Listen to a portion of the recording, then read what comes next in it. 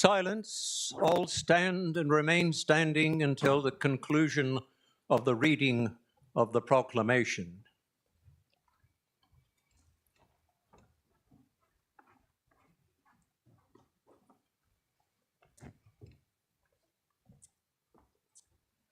Ladies and gentlemen, the proclamation.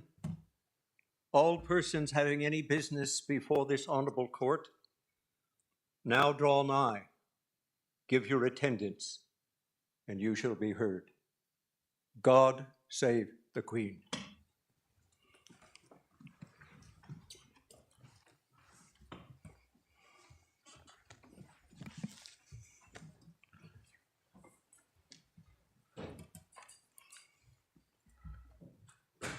Admission of lawyers.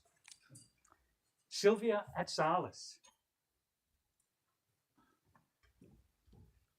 May it please the court, I move that Sylvia Atsalis be admitted as a lawyer of this honourable court. Let Sylvia Atsalis be admitted as a lawyer of this court. Lauren Holly Biniaris. May it please the court, I move that Lauren Holly Biniaris be admitted as a lawyer of this honourable court. Let Lauren Holly Biniaris be admitted as a lawyer of this court. Mandy Hannah Kalmanson. May it please the court, I move that Mandy Hannah be admitted as a lawyer of this honourable court. Let Mandy Hannah Kalmanson be admitted as a lawyer of this court. Stephanie Louise Cook. May it please the court, I move that Stephanie Louise Cook be admitted as a lawyer of this honourable court. Let Stephanie Louise Cook be admitted as a lawyer of this court. Daisy Idri Cullen. May it please the court, I move that Daisy Idri Cullen be admitted as a lawyer of this honourable court. Let Daisy Idri Cullen be admitted as a lawyer of this court. Catherine Dew.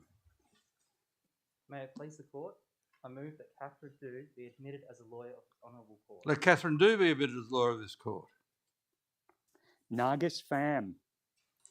May it please this court, I move that Nargis Pham be admitted as a lawyer of this honourable court. Let Nargis Pham be admitted as a lawyer of this court. Andrew Patrick Ferrari. May it please the court, I move that Andrew Patrick Ferrari be admitted as a lawyer of this honourable court. Let Andrew Patrick Ferrari be admitted as a lawyer of this court. Anna Attrill Fitzgerald. May it please the court, I move that Anna Attrill Fitzgerald be admitted as a lawyer of this honourable court. Let Anna Attrill Fitzgerald be admitted as a lawyer of this court. Aidan John Gilbert. May it please the court, I move that Aidan John Gilbert be admitted as a lawyer of this honourable court. Let Aidan John Gilbert be admitted as a lawyer of this court. Rachel Louise Holland. May it please the court, I move that Rachel Louise Holland be admitted as a lawyer of this honourable court. Let Rachel Louise Holland be admitted as a lawyer of this court. Charmaine Horvath. May it please this court, I move that Charmaine Horvath be admitted as a lawyer of this honourable court. Let Charmaine Horvath be admitted as lawyer of this court. Georgie Claire Yashchik. May it please this court, I move that Georgie Claire Yashchik be admitted as a lawyer of this honourable court. Let Georgie Claire Yashchik be admitted as a lawyer of this court. Monica Kostianowski. May it please the court, I move that Monica Kostianowski be admitted as a lawyer of this honourable court. Let Monica Kostianowski be admitted as a lawyer of this court. It will be necessary for the purpose of swearing an oath or making a declaration that all those being admitted today stand up and remain in your current places. Could all admittees please stand?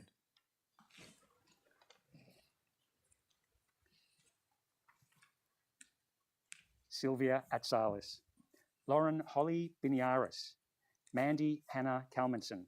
Stephanie Louise Cook. Daisy Idri Cullen. Catherine Dew. Nargis Pham. Andrew Patrick Ferrari. Anna Attrill Fitzgerald. Aidan John Gilbert. Rachel Louise Holland. Charmaine Horvath. Georgie Claire Yashchik. Monica Kostianowski. Do you severally swear or declare and affirm that you will truly and honestly conduct yourselves in the practice of a lawyer of the Supreme Court of New South Wales, and that you will faithfully serve as such in the administration of the laws and usages of this state, according to the best of your knowledge, skill, and ability? Please say together either, "So help me God," or "I do." Thank you. Please be seated.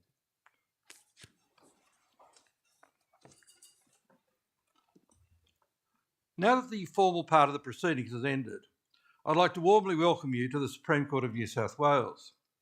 Present with me on the bench today to my right is Justice Garling, who is a member of the Common Law Division of the Court, and on my left, Justice Williams, who is a member of the Equity Division. Together, we constitute the court that has, in the exercise of its jurisdiction, admitted you to practice.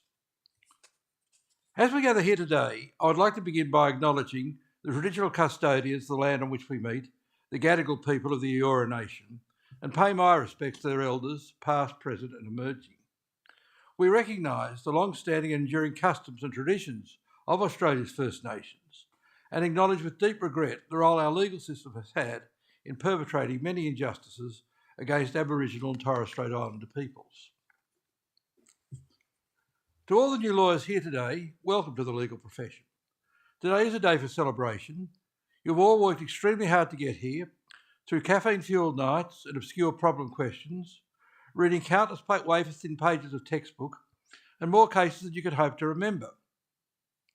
Rest assured, for those of you with a bibliophobia, that is a fear of running out of reading material, as lawyers, that fear will never materialise. You have entered the world of eggshell skulls, encountered a mysterious reasonable person, and have understood that the Constitution consists of so much more than just the vibe of the thing. In becoming a lawyer, you have today joined a centuries-old profession with ancient origins. The custom of advocate swearing an admissions oath dates back to the 12th century. This court first admitted lawyers to practice in 1824, and by 1830, the names of lawyers were entered onto rolls in this state. You have now become part of this tradition almost 200 years later. Perhaps for some of you, or more likely for your family and friends, that's how long it feels that you've been studying. On that note, I'm also pleased to welcome those with you today or watching on the live stream. For many of you, the support of your family and friends has been invaluable. No doubt they've also often been on the receiving end of your finely polished skills of argument and persuasion. I do hope you take the time to thank them today. The oath or affirmation you have made today is a serious one and deserves solemn regard. Whether you work in private practice, at the bar, in a community legal centre, or in an entirely different field, you should be known for your honesty, your integrity, and your commitment to justice. It is in acknowledgement of this weighty responsibility that we observe today's unique formalities, including the moving of lawyers, swearing of oaths, and even our somewhat unusual choice of fashion. I do recall on one occasion some years ago, a young member of the audience asked if we were doing Santa photos after the ceremony. I was very sorry to disappoint. However, although we mark this occasion with formality and tradition, not everything in the legal profession remains unchanging. You'll be unsurprised to hear that over the past 2 years, we had to adapt quite a bit. COVID-19 meant a rapid shift to increased use of virtual courtroom setups and technology to ensure that access to justice continued in the midst of a pandemic. Things didn't always go smoothly, as those with me on the bench would undoubtedly attest to. There have been real difficulties to grapple with in terms of open justice, effective communication, and fairness to participants. And occasionally a lawyer might even get stuck behind a Zoom kitten filter. But for all the challenges we faced, the impetus is greater than ever before for us to prioritise flexibility and accessibility. Better use of technology and increased working from home arrangements have profound implications for how our legal system interacts with many people, including those in rural and remote areas, those with a disability, medical conditions, or carers' responsibilities.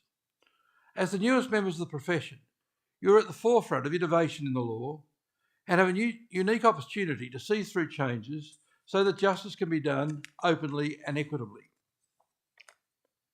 There are, of course, other changes that deserve attention. When we think of the diversity of the legal profession, we encounter the duality that we have come very far and that much still needs to be done. Though women were originally not permitted to practice, since 2018, women have made up more than half of all solicitors with a practising certificate in New South Wales and currently make up 63% of solicitors under the age of 30. Women occupy many of the most senior positions in the law, including, of course, the Chief Justice of Australia. However, women continue to face challenges of representation, including amongst judges of this court and, for example, amongst barristers in speaking roles in the High Court of Australia. On the other hand, it is heartening to see that the local court of New South Wales has almost achieved gender parity amongst magistrates, but we must not be complacent about these issues. There are other noticeable diversity concerns that we must face head on. Aboriginal and Torres Strait Islander peoples and people from diverse cultural backgrounds continue to be alarmingly underrepresented in the legal profession, and particularly within the judiciary and the ranks of senior counsel. We must also be alert to barriers to the profession for people from less privileged backgrounds. Law should not be a profession for the wealthy, and the idea that students may be dissuaded from studying law by the cost of a law degree, which this year has again increased, or because of other systemic issues, is troubling.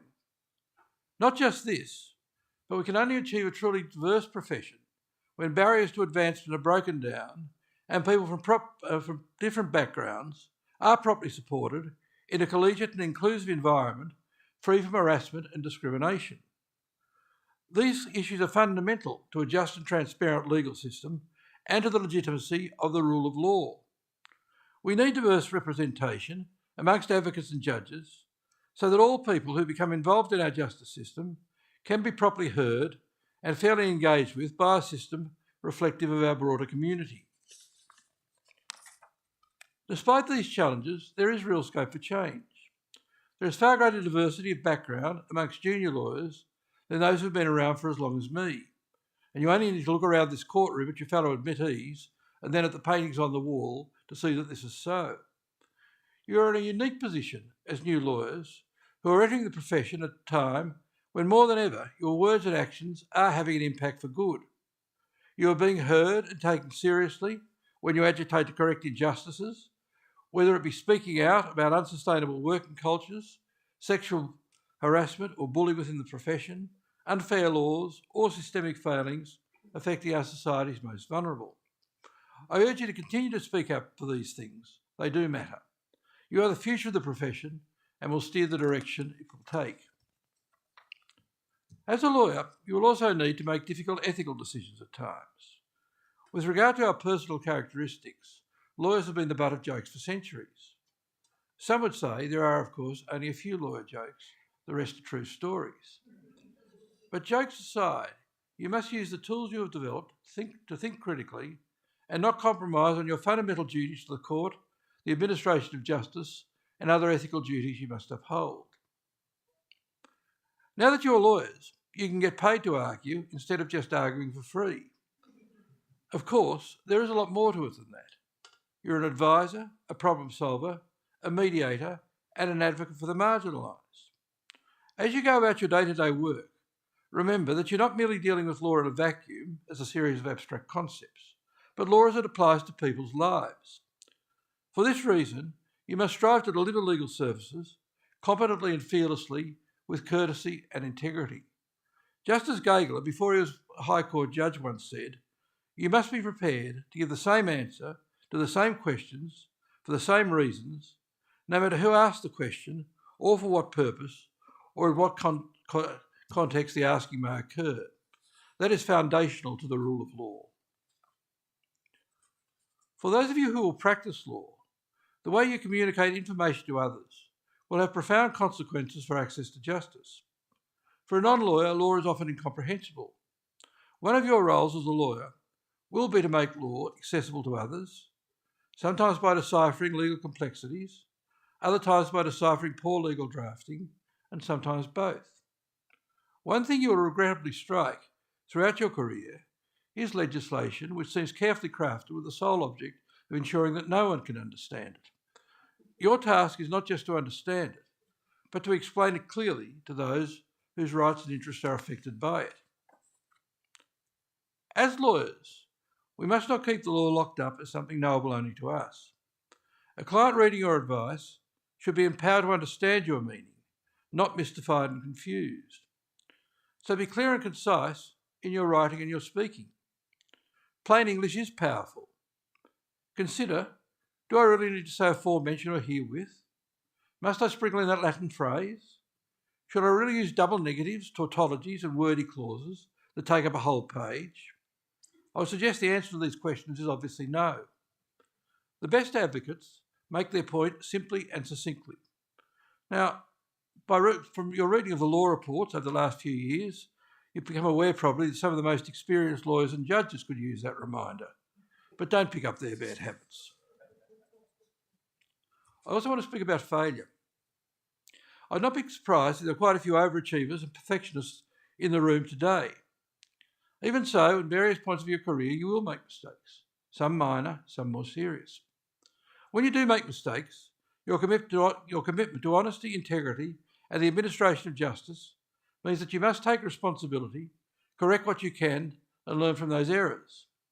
You must fail at times in order to grow. What is important is that you try to not make the same mistake twice. I myself have made many mistakes over the years, far too many to remember, although I must say my colleagues sometimes take delight in reminding me of them.